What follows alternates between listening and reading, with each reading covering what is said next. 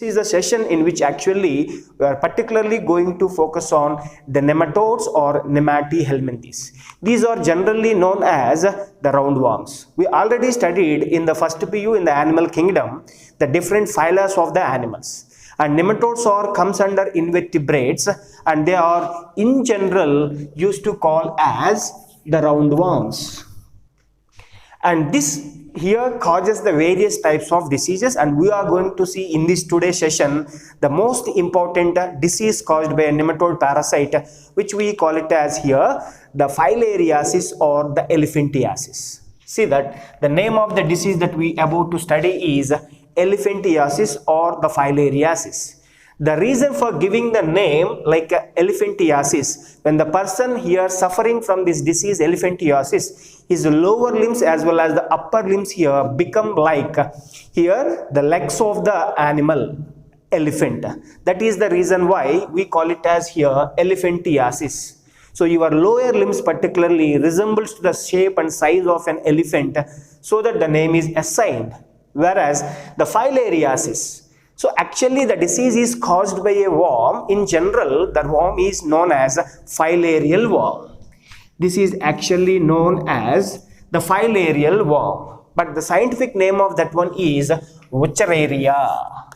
But this Wuchereria in general used to known as the filarial worm. That is the reason why the name Filariasis is given to this disease.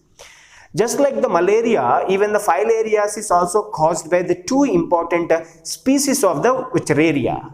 The two species here includes, one is Wuchereria bancrofti is one species name, whereas the second one is known as Wuchereria malayi. And these two are the important species that causes the disease, that Filariasis. I repeat the name once again, Wuchereria, and the species name is bancrofti. Whereas the second type of species is Wuchereria and the species name is malayi. These both are helminthic parasite, right? And when you see the systematic position of this parasite here in the animal kingdom, right? The systematic position, it includes here it belongs to actually Nematoda. Nematoda means Nematihelminthes.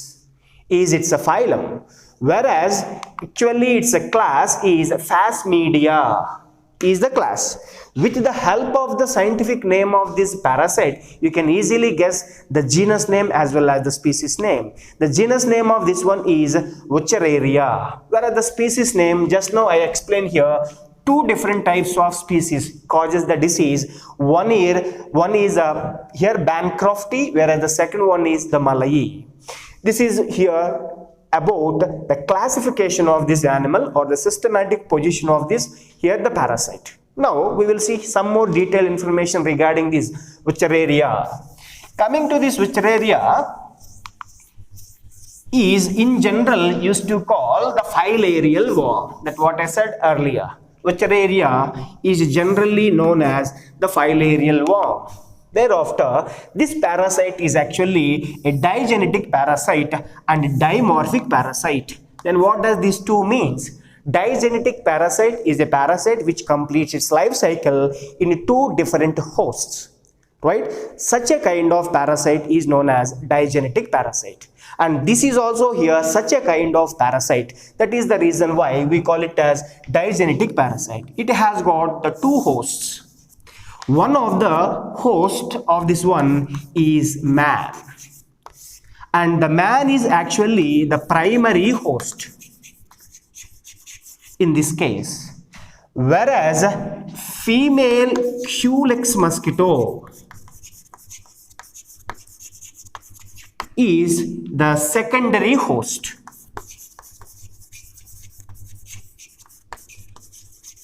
That's one thing. That is the reason why this parasite is known as a digenetic parasite. Why the man is considered as the primary host, or else when we consider the man as the primary host, you know here this is a host in which the sexual phase of its life cycle it completes. In that condition, we do consider the particular host is a primary host, whereas the asexual phase of this parasite life cycle completes within the female Culex mosquito. Hence, the female Culex mosquito is known as the secondary host. So here the point is, since it is completing its life cycle in two hosts, that is the reason why we call this parasite as a digenetic parasite. Whereas it is known as a dimorphic parasite also. Here the dimorphic, it indicates, there you can identify the male different from the female. Both of them are structurally, they do differ. The morphological characteristic features, they do differ. Such a kind of condition is known as sexual dimorphism. So here the point is, this parasite exhibit sexual dimorphism, it is a distinct one.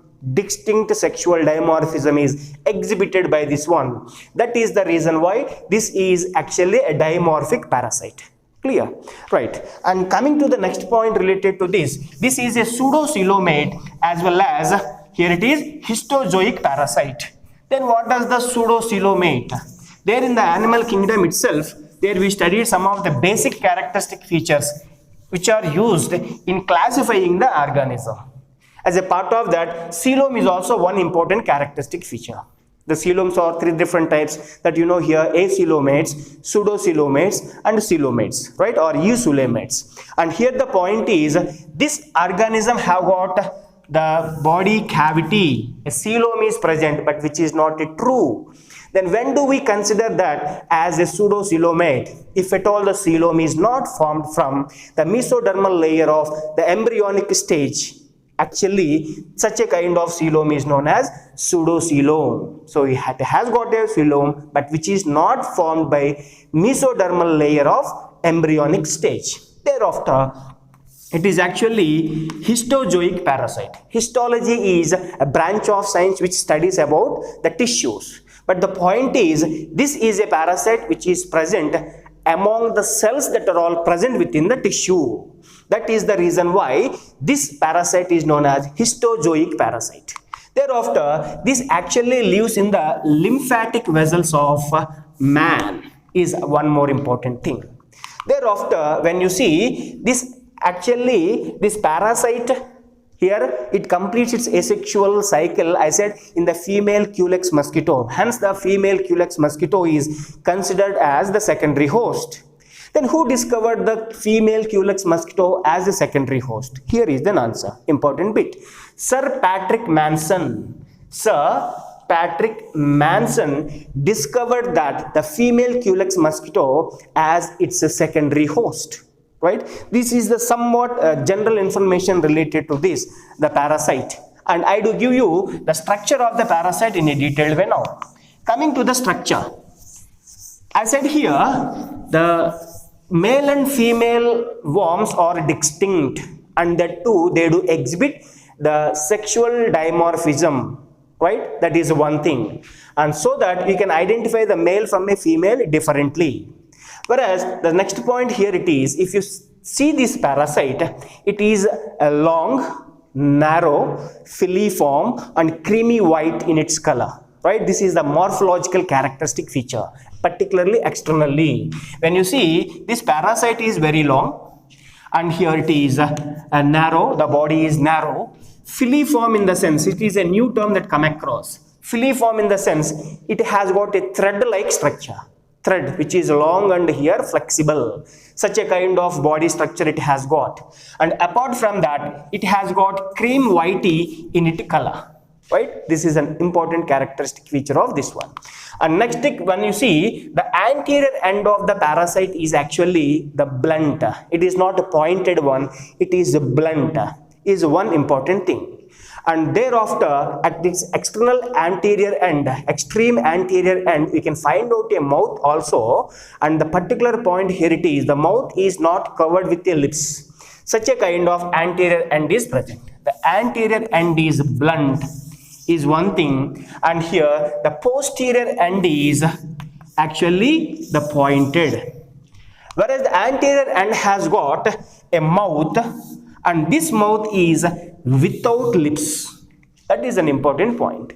And next to this, when you see, it has got some other characteristic features. As I said here, sexes are separate in this. Sexual dimorphism is distinct. So we can see the male worm different from the female worm. Let us see now the male and as well as the female worms here structurally how they differs and what are their characteristic features in a detailed way. Right, coming to the male worm. If you see the male, the very important characteristic feature that even helps to us for identification of male from female, the male worm has got the curved posterior end. It is a one important thing. This is actually the structure of the male worm. The posterior end, it is actually the curved. At its extreme posterior end, you can see a hole or a opening. This is known as a cloacal aperture, right? This is posterior end, and this particular structure is known as cloacal aperture. This is a very important characteristic feature of the male worm. Whereas when you see here at its cloacal aperture region, there you can see here two unequal chitinous spicules are present, which are known as pineal spicules. These two are known as pineal spicules. They are otherwise known as copulatory spicules also. But here the important point is these two are unequal. The size and the shape of this one are not same. One thing, and these two are made up of chitinous material. Right? This is a very important thing related to this. And next to this, at the cloacal region only, these pineal spicules or copulatory spicules are present. Where do these are present? At the cloacal region itself. And coming to the next one is the female worm. Even when you see the female worm, it also has got the blunt anterior end and pointed posterior end. But the thing is here, it is called the male worm. But one more important thing, when you see its posterior end, the posterior end is straight. This is a very important, actually the characteristic feature. This is what is the posterior end is straight. At its extreme anterior end, both of them will have the mouth. Then the another important characteristic feature, and here at its extreme posterior end, it has got an opening, and this opening is known as anus. This opening is known as anus. Is it visible now? Right, clear. This is what? The anus. And next to this, when you see at about 1/3 of its length from the mouth, at its mid-ventral side of the female worm, it has got another opening. Then another opening is present. You assume that this is the area mid-ventral side of its body. It has got an opening. This opening is known as ovula or female genital aperture. Right? See this point. The female genital pore, or it is known as ovula. Where does it present exactly? From its mouth. If you see its length, 1/3 of its length from the mouth, this it exactly it locates. And this hole or opening is known as female genital pore or ovula. It is another important thing. And this is all about, and this is actually present mid-ventrally, about, as I said, 1/3 of its mouth, length from 1/3 of its mouth. This is actually present. So this is about the female worm. Clear? Right, this is the male and female worm. When the question is given to you, which of the following characteristics helps you to distinguish the male from the female?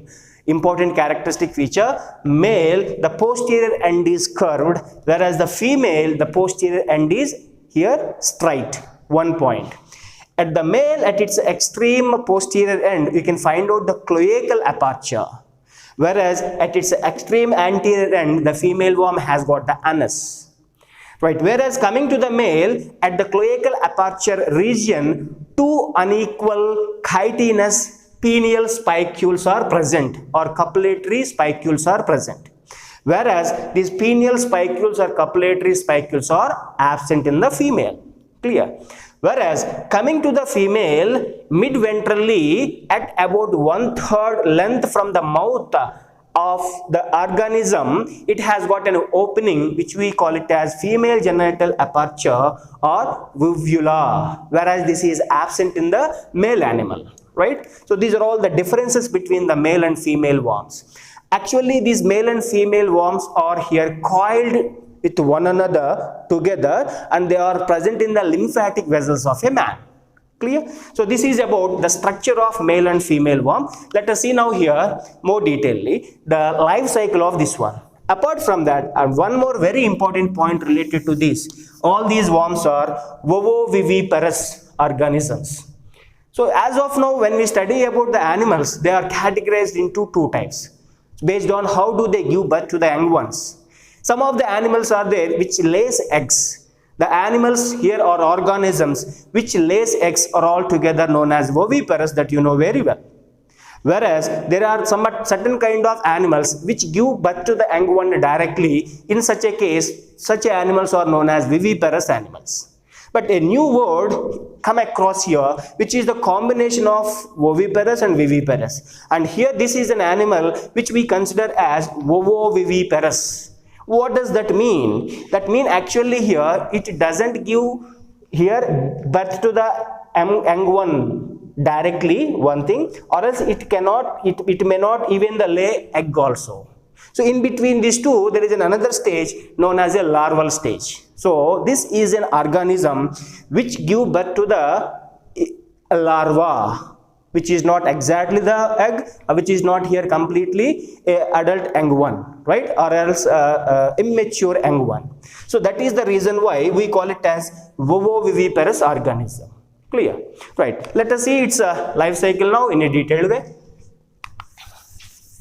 And before we get into the life cycle, let us see now here how it is get transmitted.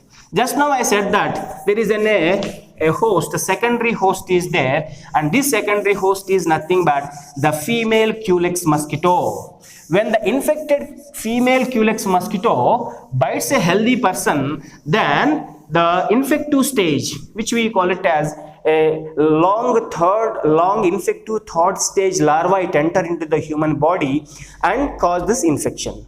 So the mode of infection is female Culex mosquito bites actually causes the infections in the healthy human beings.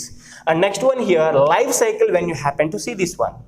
Whenever the infected mosquito bites a person, the infective third stage of this larva enter into the human body.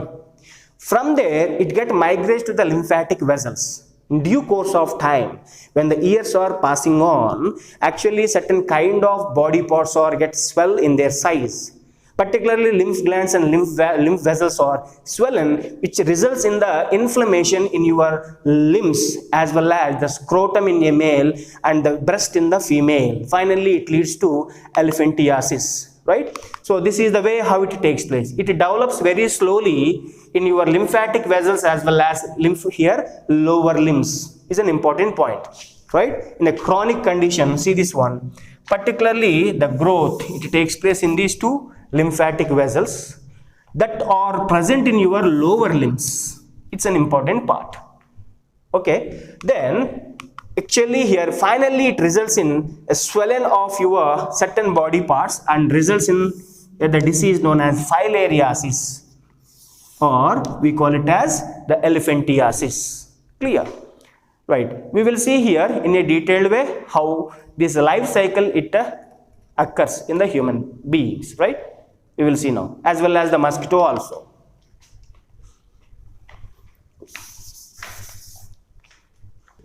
the detailed information regarding the life cycle of this parasite.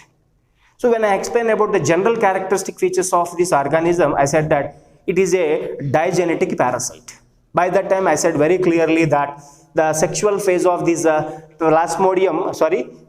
Wuchereria takes place within the man, as well as asexual here reproduction takes place in the female Culex mosquito. Let us see all these things in a detailed way and how it occurs. The first one, adult forms. There you can see the adult forms. These adult forms of male and female, both of them are actually present in the lymph vessels, and both male and female are get coiled within the lymph vessels. So during the time when they get the sexual maturity, the male and female couples with one another, which results in the formation of here a sheeted microfilaria. It's a very important point. The sheeted microfilaria. After here, copulation takes place in the male as well as the female. See this in the human lymphatic vessels. They do results in the formation or production of a sheeted microfilaria. Very important point. And when you happen to see this one, actually the sheeted microfilaria resembles like this.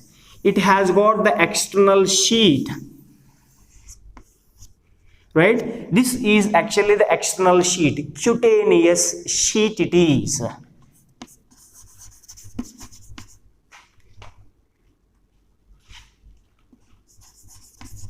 A cutaneous sheet is present.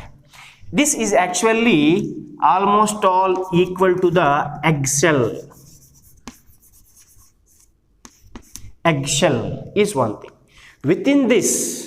Within that you can happen to see the body of this filaria.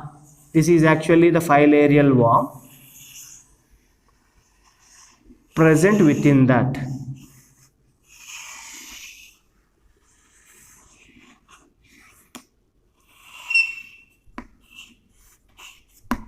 This is the filarial worm.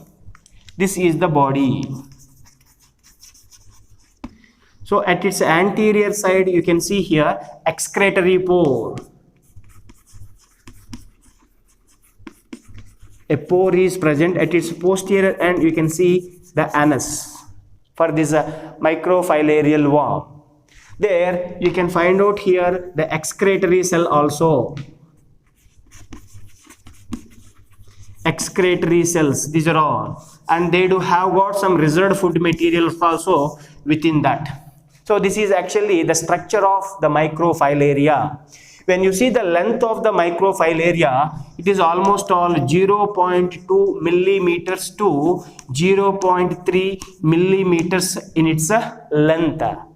So they are actually released into the lymph first. From the lymphs they do or get migrated to the bloodstream. Here you can see a beautiful mechanism in the movement of this microfilaria. The first thing is during the daytime, see this one. During daytime, this microfilaria go deep into your blood vessels. The blood vessels present in your deeper parts, that too they do go.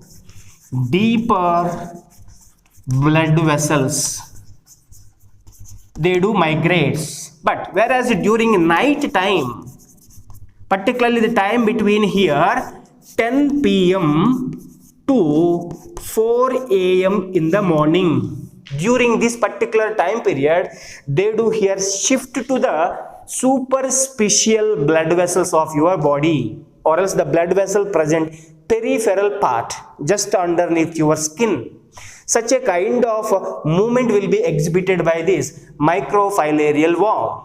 This is actually known as here nocturnal periodicity. Very important bit it is.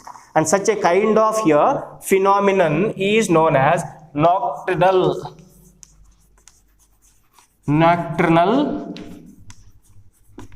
periodicity. What does that mean? During the daytime, these parasites or the microfilarial here larvae, they do go deep into blood vessels, whereas during night time in between 10 p.m. to 4 p.m. they do transfer to the blood vessels that are present underneath your skin, which we call it as peripheral blood vessel. Such a kind of movement exhibited by this microfilaria is known as nocturnal periodicity. Do you guess the reason for such a kind of nocturnal periodicity? Can any one of you? Here is an important point. This is the stage here which is an infective stage to a female Culex mosquito. That means when the Culex female mosquito visit us and suck and bite and suck our blood, then this stage it enter into the gut of a female Culex mosquito. Clear? So here the point is, this mosquito is actually nocturnal in its nature. Based on their activeness, the animals are categorized into two types that you know very well. One is the nocturnal animal, whereas another one is the diurnal animal.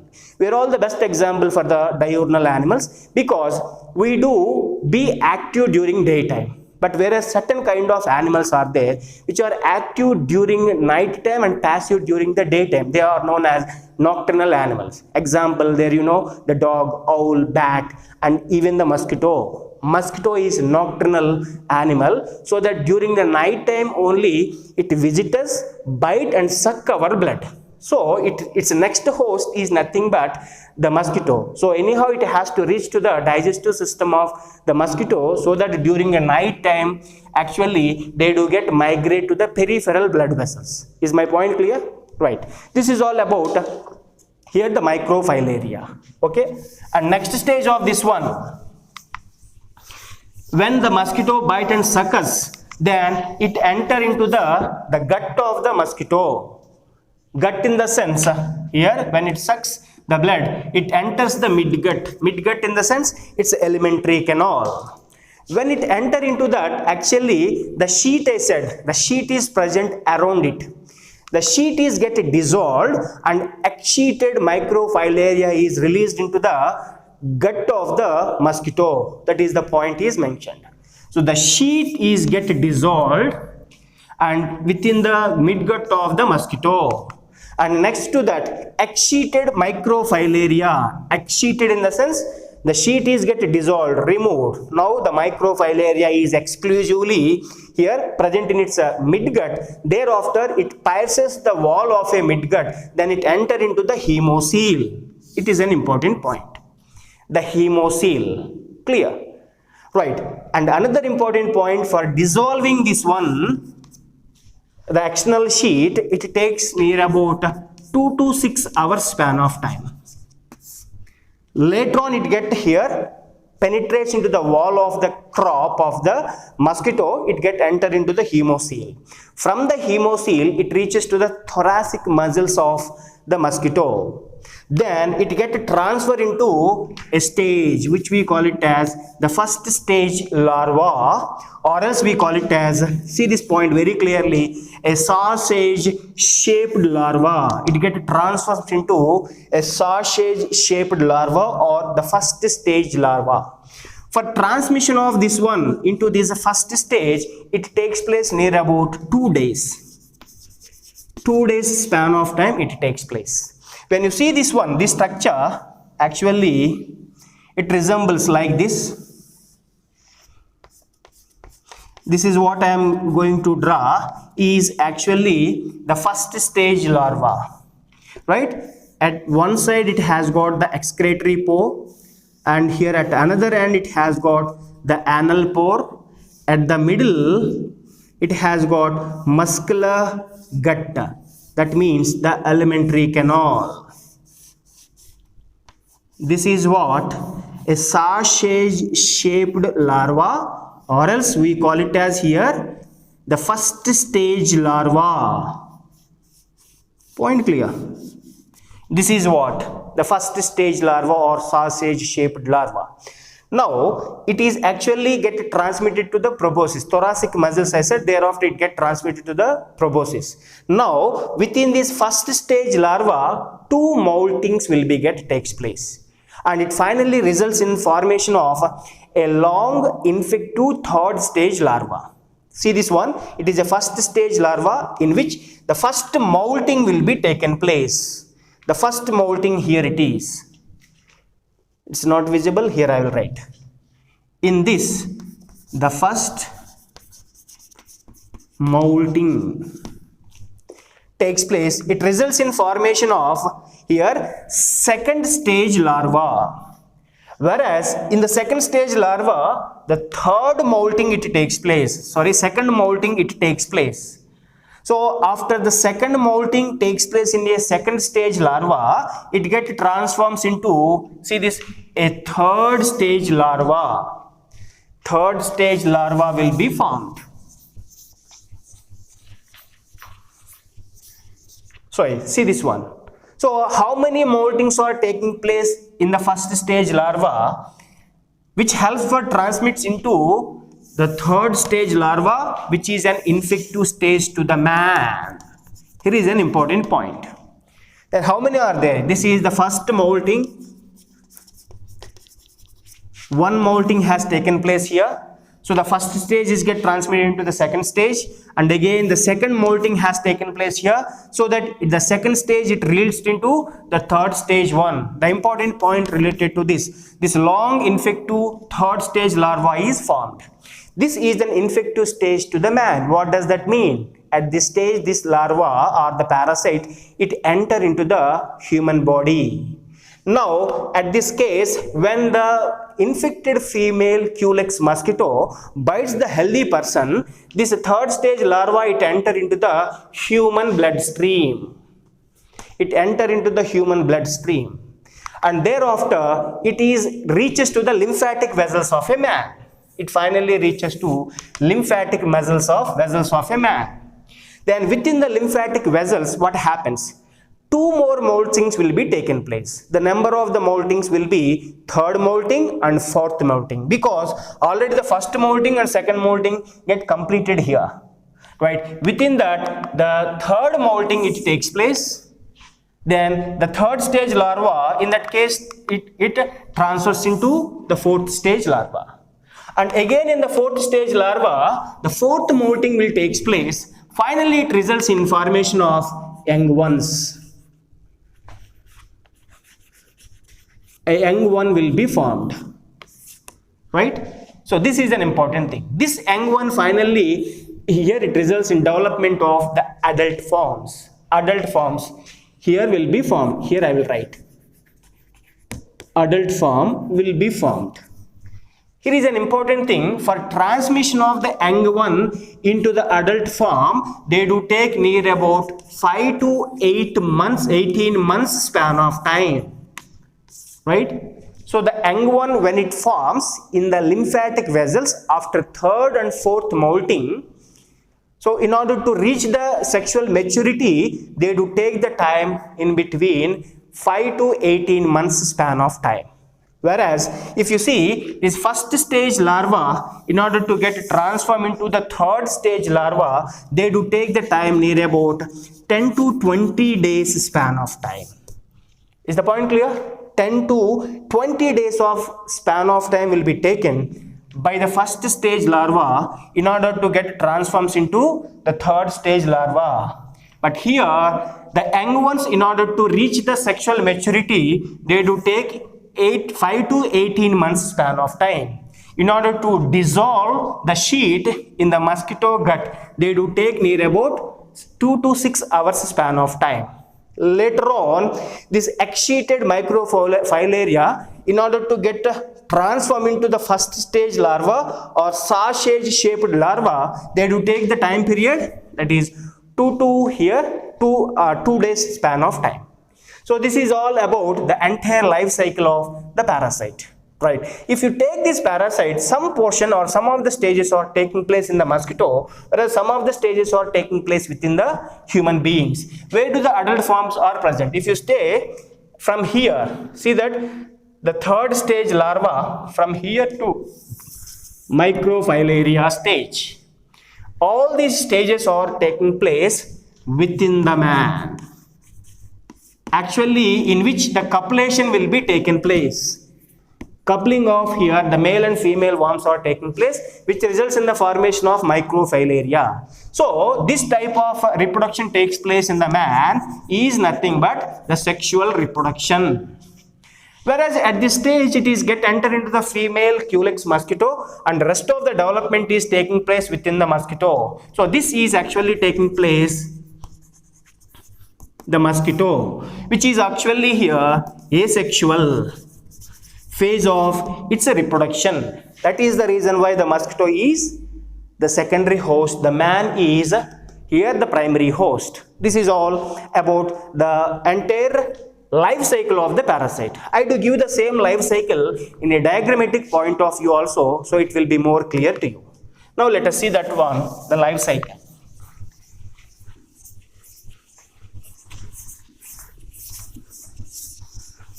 Representing the entire life cycle of this parasite. You can have a glance on that. If it is possible, better you have a snapshot, so you can happen to see all the stages of the parasite in a detailed way.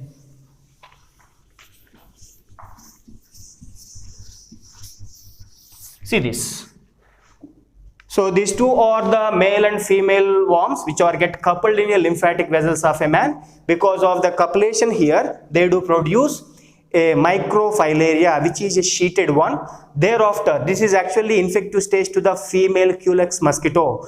At this stage, if any female culex mosquito visitors bite and suck the blood, this microfilarial stage, it enter into the gut of a mosquito. Then the sheet is get dissolved within the mosquito. Finally, it get transfers into the first stage here, the larva, which is called as a sausage shaped larva, then within which actually two molting will be taken place. Finally, it formation of here, it leads to the formation of long infective stage of a third stage larva, which is infective stage to the man, within which actually stage when the female culex mosquito bites a person, it enter into the bloodstream, finally reaches to the lymphatic vessels. Within the lymphatic vessels, here it undergoes third and fourth stage.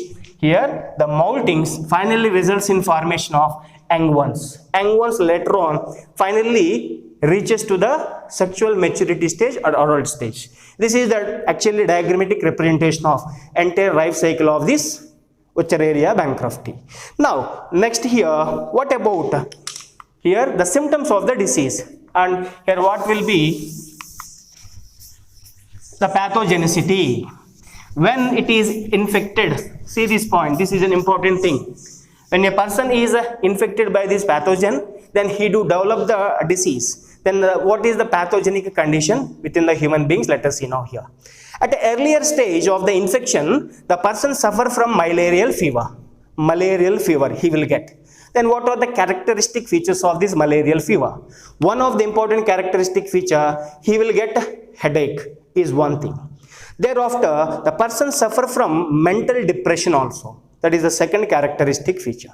And third one here, he will have the malarial fever. That means body temperature, it rises.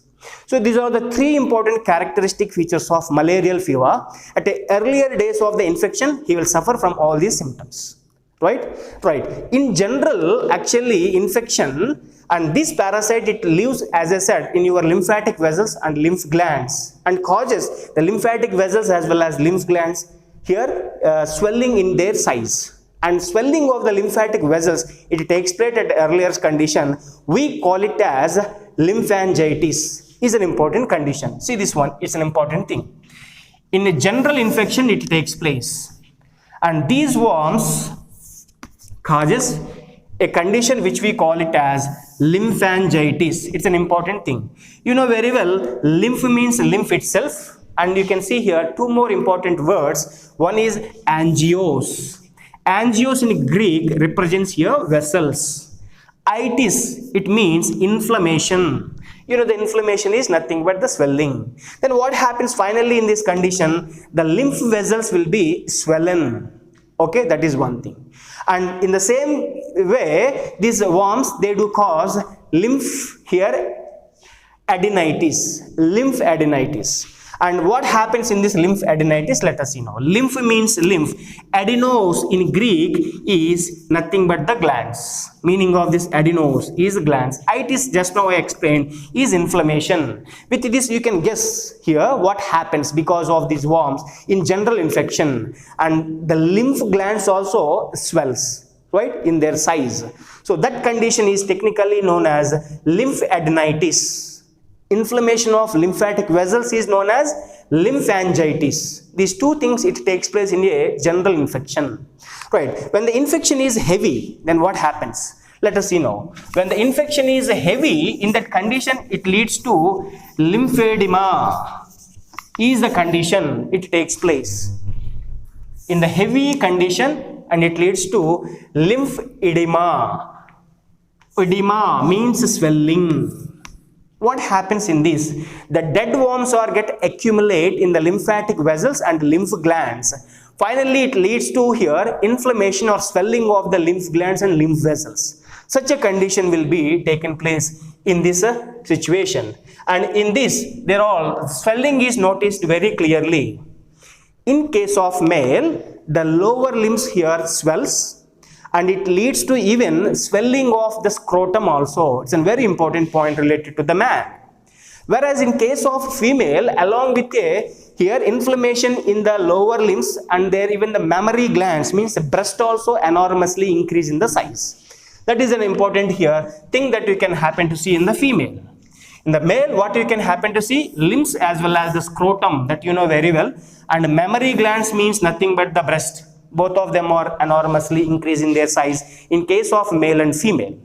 Right. When you see during this condition, here this tissue, fibroblasts get accumulate in the tissues of here the scrotum, mammary glands as well as the lower limbs, and finally it results in the formation of fibrous tissue is one thing, right? And next to this, you can see here, finally in a severe cases, if the cases is get increased, the condition is increased, in that case, particularly within our skin, we do have a sweat glands. These sweat glands are get disintegrated.